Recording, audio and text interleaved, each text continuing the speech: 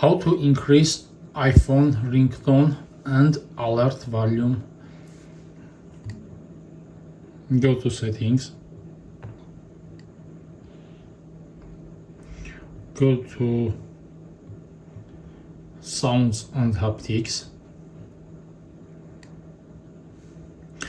Here you can see the ringtone and alert section, and you can put, for example, 100 or 90% volume.